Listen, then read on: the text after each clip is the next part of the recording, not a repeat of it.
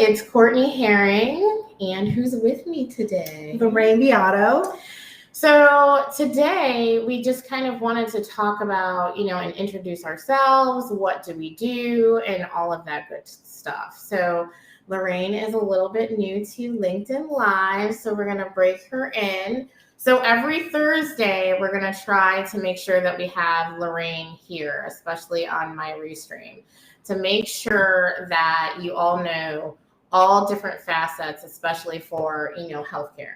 So I'm just going to go and kind of say what I normally do. So what I have been doing is I work with healthcare providers, and if you work with me, I assist you with creating your own private practice.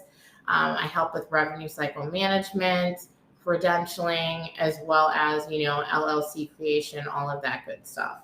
So that is just my forte, and I have been in healthcare for over 20 years, which is awesome. So Lorraine is a real estate agent, and I'm going to have her take it from here. So go ahead, Lorraine. Yeah, so I'm Lorraine Beato, and I have been in the real estate industry over 20 years as well, both in, on the corporate side, on the mortgage-backed securities trading floor. I was an appraiser, to then helping clients with the largest investment of their lives, and then also expanding into investment properties, because I'm also an investor and a developer. And just it's my drug of choice is what I tell people. So why is a real estate person with me and then I'm a healthcare person? Why is that important? It's important because sometimes when I'm working with healthcare providers, they are actually looking for a space.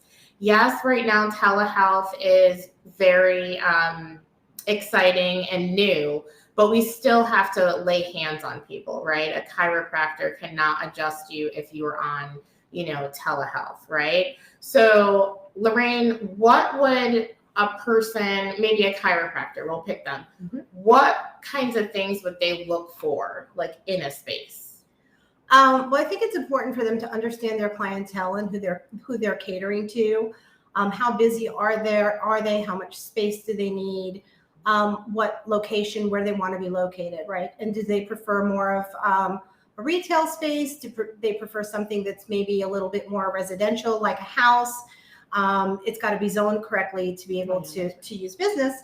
Right. But kind of like what's their clientele look like? How much space do they need? What's their budget? What do they want included in their, in their leasing space? So it's really getting a feel for what does their business look like. Well, I really like that we're talking about this. And the reason is because a lot of times I'm working with healthcare people and their workflow. And the space is also very important because sometimes the space that they choose is not very good for workflow. So I'll give you an example. Let's say that you're kind of like in a shotgun house. You know what I'm talking about, right? So that means that it looks all the way, you can see from the front to the back. All right, so go in, you see the receptionist maybe like to the left or the right, but then your files are on the wall as people are walking by. That's now an issue, right? That's a HIPAA issue. You can see people's information, right, from that angle. A lot of times I've gone into different places and it is kind of like a galley, and then their offices are here and here and here. And some of the issues that they have is actually privacy. So the documents and things like that. So I either ask them to create a wall, right there so that, people can walk in and not see those things. But I think that the space that you choose also needs to be a space where it is HIPAA compliant almost, and privacy oriented. So what do you think about that? Yeah, no, I think that's a very good point. I know that's something that attorneys also come across with, right? With all of the confidentiality of files and where is everything. So I think that's very important to think about. Yes, the layout. How does it flow? How do you go from room to room? Where do you have your clients waiting?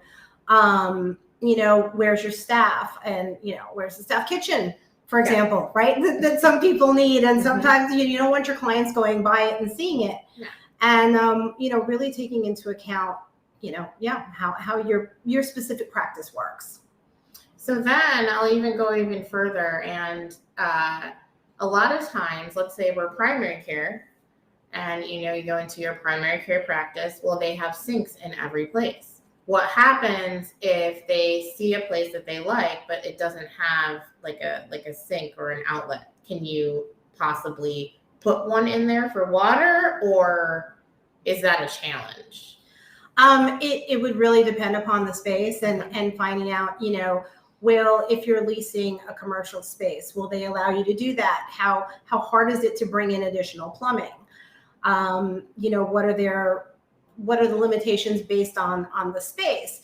If you're looking at a property that's more like a residential space, like we were having this discussion earlier, that's a home, that's a little bit easier because you can run plumbing pretty much anywhere that you need it. So that would be easy. And in that case, you're probably buying, the property as opposed to leasing the space.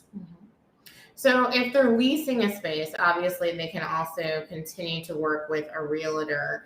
I know, you have worked in commercial as well as residential, and we'll get into all of these things. And as I said, we'll just do little segments, every Thursday, and I'll see, exactly what time it works for all of us. But I wanted to make sure that both of our audiences understand how everyone can basically work together. So if you think about it, even though I'm working in healthcare and I build practices, we still need also real estate people that understand spaces, where zoning is. I have no idea about that. Even where you can practice, because you can't just do what you want to do. And a lot of times when people come to me and they ask me to build a practice, the first thing is do you have an address? And a lot of times they don't. And I just want you all to know how important it is to have a realtor that is very knowledgeable and also truthful. There's a lot of things going on in the world. We won't get into all of that, but someone that you can trust. Because if the space is not right, it's going to hurt your entire practice. And it could be detrimental, obviously to your practice. So if I was, let's say, we'll go with the chiropractic, and I needed maybe like 4 or 5 rooms, and I wanted to make a group practice. How would you kind of go about that? And I'll explain. A lot of people say, hey, I want my practice done and I want it done in 30 days, and then they don't have an address. What time frame are we really looking at to find like the best place, like in reality? So if you're going into a commercial space, it's going to take you a little bit longer because you really, you need to get your financing in place, right? What does that look like? Make sure that you work with, a lender that or a lender that your realtor could refer to you. And, there are longer times in commercial. It's typical for a commercial deal. It's not unusual, rather, for a commercial deal to take 6 months or a year. Now, if you're leasing a space, it should go quicker than that, but you're still looking at, you want to have at least 45 days to 60 days to do your due diligence to make sure it meets your needs. Do you need any specific permitting if you're going to add a sink or not? Can that be done? Will the landlord let you do it? And so it's a different animal because it requires, a lot more of looking into. Specific practices may need specific zoning. I'm not 100% sure. Some of them do, yeah. And then what is the location? What's ease of access for your clients? Is it easy for them to get to? Is there enough parking? So you really want to make sure that you get all of your, you got your list of your haves, and then your wants, and then try to get them together. But yeah, I think you're looking at probably 60 to 90 days minimally. Well, that's really good to know, because a lot of people, just in general, even when they're buying, it's like, I want it now. So let's just be clear, everyone. 60 to 90 days if you need to, have a space. And I would even give a little bit more padding, because that's when you find it, right? So even when you're looking, give yourself time to look. really write down, the needs and then the wants, right? I'm sure you know about that. What do you usually tell people when they're looking for just a space, like general? Like there's like, I want this, but then I need this. Like, how do you help them kind of, I guess, find that, if that makes sense? Yeah, well, we usually will sit down, we'll look at a couple of spaces, and I'll pull some properties up and I'll ask them, is this kind of what you had in mind? Because that helps me understand also the vision that they have in their mind. I can think one thing would be perfect for them. They're like, no, that's not what I want, or that's not my aesthetic. And just really sitting down and being like, what are the critical components? Because in a commercial space, just like in a residential space, there is no perfect house. There is no perfect space. Right. Even if you build it, it's not going to be perfect. Correct. So it's just really understanding. We can fine tune everything, but it's really just kind of getting that feel. So I usually do that in my initial consultation. We sit down and we'll just pull up some spaces so I can kind of really get a feel of what they're looking for. And then, we work together to find the perfect place. Well, that's good. So with some of the wants, I know, and I'm also acting like this is HGTV. So this is Courtney, HGTV with Lorraine. So what's funny is when I'm watching it and they're going in the house and the lady's always like, oh my God, it's red paint. And then they always say, you can fix that. Like, is that true? I know it sounds ridiculous, but. Yes, it's true. Oh, okay. But paint is an easy thing to do. Now, moving walls is a whole other animal sometimes. Is it a load bearing wall? Is it supporting wall?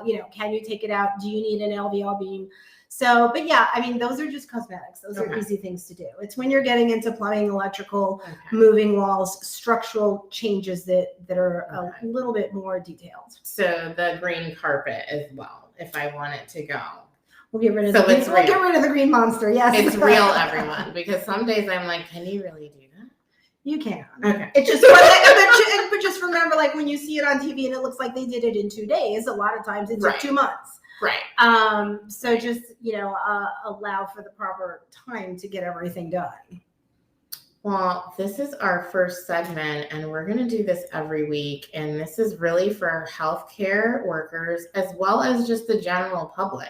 All of you can, that want to buy a property or, whatever, commercial, whatever, please go ahead, ask us some questions.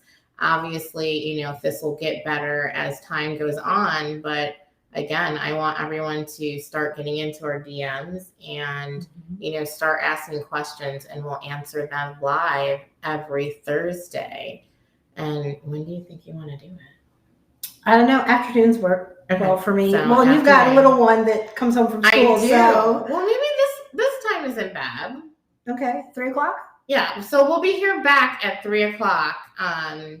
So we are recording it. So I'll be honest, and then I'll go ahead and stream this afterwards. But I think you always have to be authentic and real, and this is our show every Thursday. The Courtney and Lorraine Show. Okay. All right, everyone. Have a good day. Thanks. Bye.